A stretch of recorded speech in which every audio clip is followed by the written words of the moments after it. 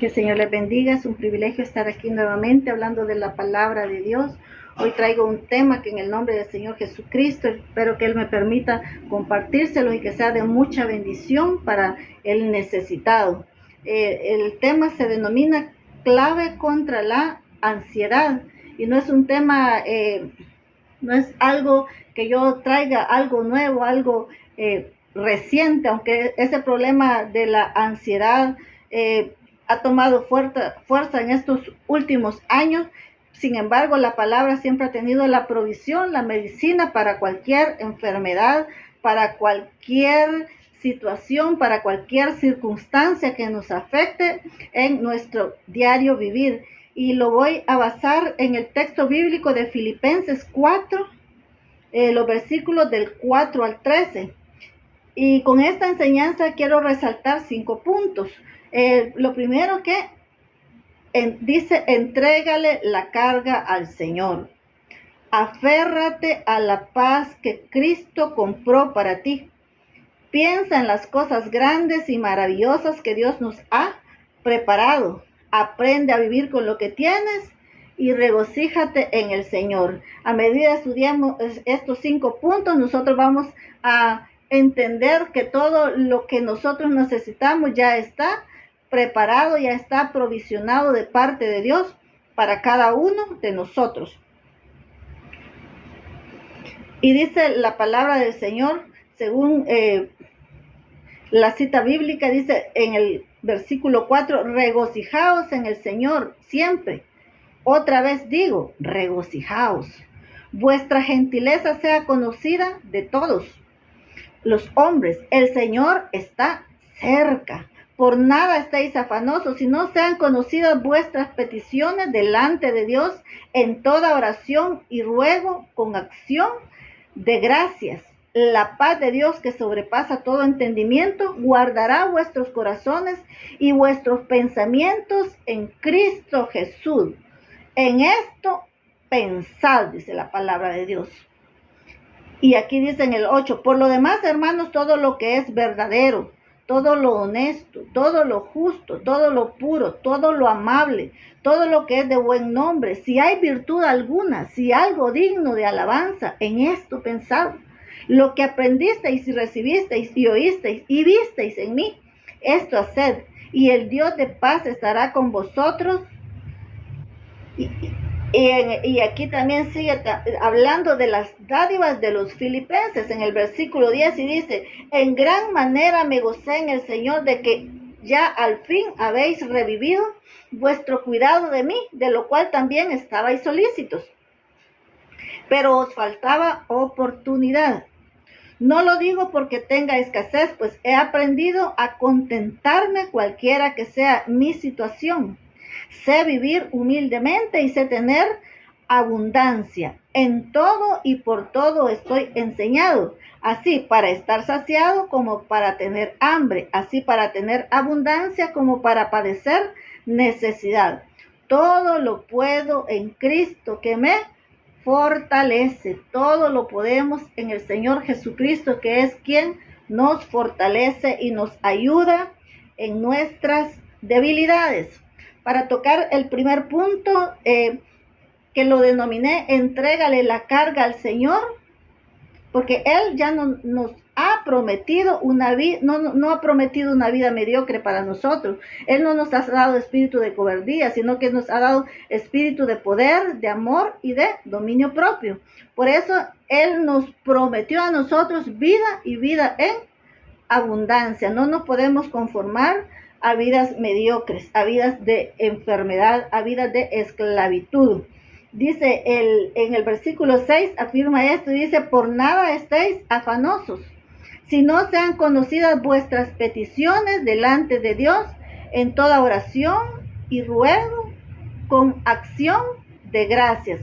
Aquí va la primer clave en que nosotros vamos a poder enfrentar las situaciones, a enfrentar cualquier cosa desagradable que esté ocurriendo en nuestra vida. Dice,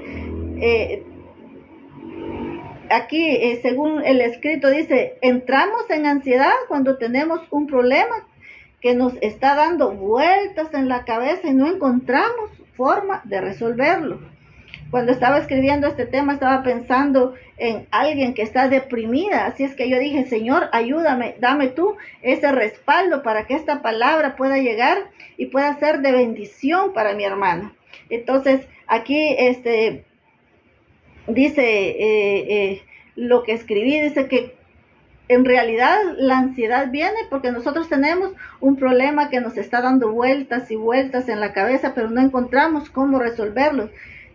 Y la palabra de Dios dice que las peticiones se deben presentar al Señor en toda oración. O sea que no es que yo oré y ya me olvidé, sino que es toda oración constantemente. Cada vez que venga a la mente de usted, a la mente de la persona que está siendo atacada por esa ansiedad, por esa depresión, debe cada vez que venga ese problema, recordar lo que dice la palabra de Dios. La palabra dice que todo decreto que nos era contrario fue clavado en la cruz del Calvario. Entonces, cuando venga ese dolor, cuando venga esa que le están llamando por teléfono para decirle, mire, tiene que pagar, y si usted no tiene cómo hacerlo, se pone ansioso, se pone mal de salud.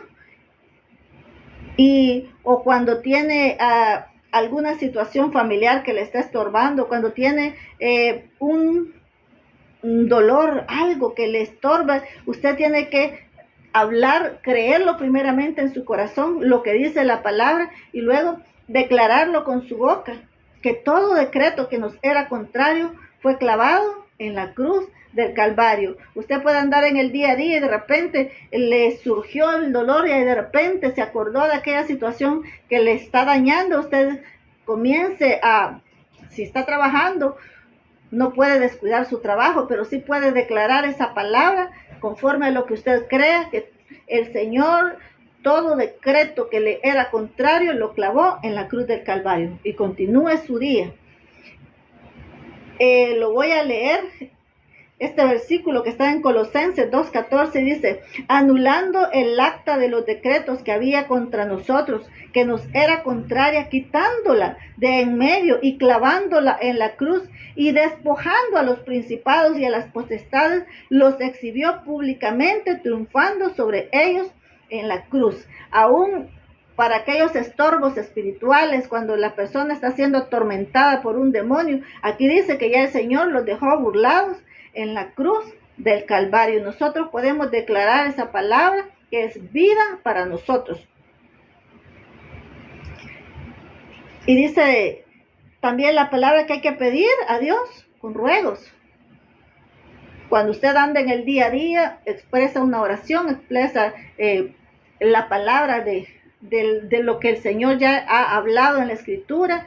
Puede pedirle a Dios de acuerdo al tiempo que usted tiene, pero cuando está en su intimidad, apártese, enciérrese en su habitación y haga ruegos, haga las súplicas. Hay una mujer que en la Biblia habla que deseaba tener un hijo, que es Ana, que la madre del profeta Samuel, y ella llegaba al templo y dice la palabra de Dios que aún el sacerdote Elí pensó que ella estaba ebria porque ella estaba derramando su alma delante del altar de Dios. Nosotros ahora tenemos la oportunidad de acercarnos a Dios confiadamente al trono de su gracia por la sangre de Cristo Jesús. Ya no necesitamos solamente hacerlo en Jerusalén como lo hacían anteriormente en el templo, sino que nosotros ahora lo podemos hacer en la intimidad de nuestro hogar, arrodillarnos y derramar nuestra alma y de pedirle al Señor que nos ayude, que nos sostenga, que nos bendiga, que nos respalde, que sea el Espíritu Santo el que intervenga por nosotros en nuestras debilidades. Y después dice la palabra del Señor que también hay que ofrecer alabanza, porque ahí dice la palabra de Dios con toda acción de gracias también. Dice, ofrezcamos alabanza, adoración y gratitud a Dios, aún desde antes que reciba el milagro, porque eso es fe. Eso es declarar lo que no estamos viendo con nuestros ojos como si ya fue. Entonces, Por eso nosotros podemos empezar a darle la gloria y la alabanza a Dios por la fe que Él ha puesto en nosotros. El segundo punto es que hay que aferrarse a la paz que Cristo compró para ti. Y el versículo 7 dice, y la paz de Dios que sobrepasa todo entendimiento guardará vuestros corazones y vuestros pensamientos. Porque si nosotros estamos pensando y pensando y pensando, lo que va a venir a nuestro corazón es angustia. Por eso la paz de Dios es la que nos va a librar, nos va a preservar nuestros corazones y nuestros pensamientos, dice, en Cristo Jesús. Lo voy a leer nuevamente, dice, y la paz de Dios que sobrepasa todo entendimiento, guardará vuestros corazones y vuestros pensamientos en Cristo Jesús. No vaya a buscar en otro lado, busque en Cristo Jesús, permanezca en Cristo Jesús. El Señor dijo, mi paz os dejo, mi paz os doy. Él ya dejó provisionada nuestra paz. Cada vez que la necesitamos le podemos decir, aquí vengo a tomar de la paz que tú ya me regalaste. Así como cuando nosotros, los que ven contabilidad, dicen, hay una provisión. Eso quiere decir que ya está reservado una cantidad para poder hacer frente a las necesidades destinadas para ello.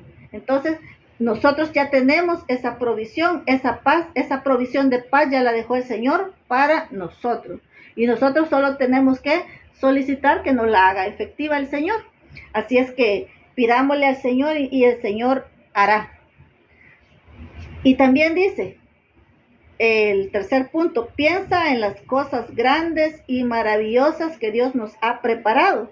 Y esto lo respaldamos con el versículo 8 que dice, por lo demás, hermanos, todo lo que es verdadero, todo lo honesto, todo lo justo, todo lo puro, todo lo amable, todo lo que es de buen nombre, si hay virtud alguna, si algo digno de alabanza, en esto pensad. No le demos más importancia a las obras del enemigo que al poder que Dios tiene, porque es mayor el que está con nosotros que el que está en contra. Nosotros, al momento que viene el recuerdo, el pensamiento de aquella situación que nos agobia la vida, entonces tenemos que empezar a recordar quién es Dios, cuáles son las virtudes de Dios, que Él tiene dominio y potestad sobre todo, que Él es amoroso, misericordioso y es el dueño del oro y la plata, que es el creador del universo y que a usted y a mí nos ha amado con amor eterno. Todo lo suyo es nuestra herencia y que puede abrir hasta el mar para que nosotros pasemos en seco y dejar ahogados, hundidos en ese mar a los que nos persiguen, así como sucedió en el tiempo que Moisés sacó a Israel de Egipto. Había un ejército de Faraón que iba siguiendo al pueblo de Israel y cuando se vieron atrapados fue el mismo Dios el que abrió el mar y los hizo pasar en seco. Cuando el pueblo de Israel pasó, Él volvió a unir las aguas y todo aquel ejército que iba persiguiendo al pueblo de Israel quedó ahí ahogado. Así es que para Dios no hay imposible. No diga yo ya no tengo respuesta. No, Dios tiene respuesta para mí. Y leamos la palabra, porque nosotros no vamos a saber quién es Dios, quién es el verdadero Dios, quién es el Dios vivo, qué tiene, cuál es el poder de Dios, el dominio de Dios, si nosotros no escudriñamos la palabra. Leamos la palabra porque ahí hay vida, ahí es lo que nosotros necesitemos saber, ahí la ha dejado Dios para que la aprovechemos, para que la vivamos, para que la creamos. Y en el nombre de Jesús yo suplico a Dios que Él sea el que nos haga entender, el que nos haga creer, el que nos aumente la fe para que nosotros no tengamos ninguna flaqueza espiritual en ese sentido.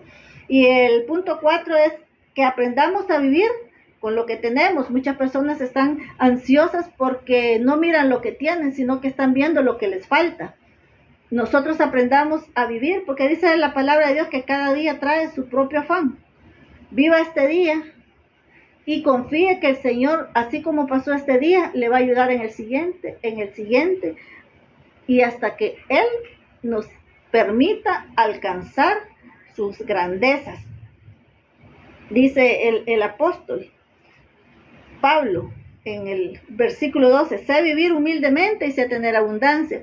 En todo y por todo estoy enseñado.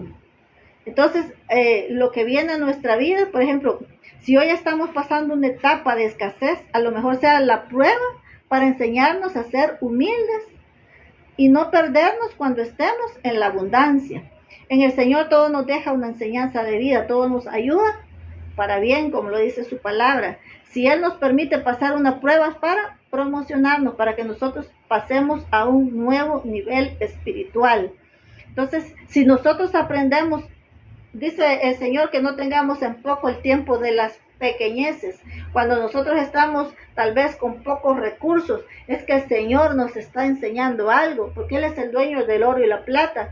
Y su voluntad no es que nosotros estemos en escasez, pero tampoco es su voluntad que nosotros teniendo la abundancia nos separemos de Él. Por eso nos tiene que enseñar primeramente a manejar los recursos, a manejar en lo poco, para que cuando Él nos dé en abundancia, nunca separemos, nunca apartemos la mirada de Él y poner los ojos en la bendición, sino que tener los ojos puestos en el autor y consumador de nuestra fe, tener los ojos puestos en el que provee, no en la provisión.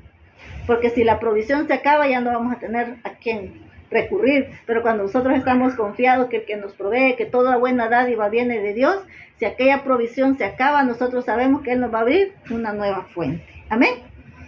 Así es que seguimos conociendo la palabra del Señor. Y el quinto punto dice, regocíjate en el Señor. Y lo vamos a basar en el versículo 4 de la palabra que estamos leyendo. Dice, regocijaos en el Señor siempre. Otra vez digo, regocijaos, ¿ok? Está reafirmando lo que nos está diciendo. Regocijaos, y otra vez, regocijaos. Recuerda a Pablo y a Silas. Nosotros sabemos que Pablo y Silas fue encerrado en un calabozo después de haber sido azotados, y ellos en la medianoche estaban cantando alabanzas a Dios, porque no tenían la mirada puesta en la situación, sino que tenían puesta la mirada en el Dios Todopoderoso que puede abrir la cárcel, en el Dios Todopoderoso que tiene el poder de hacer lo sobrenatural. Por eso, aun cuando nosotros estemos en un momento determinado, una situación adversa, una situación que nos inquiete, regocijémonos en el Señor. Mire, le vamos a frustrar los planes al enemigo, que si nos quiere ver llorando, si nos quiere ver atribulados, si nos quiere ver perturbados en nuestra mente, haciéndonos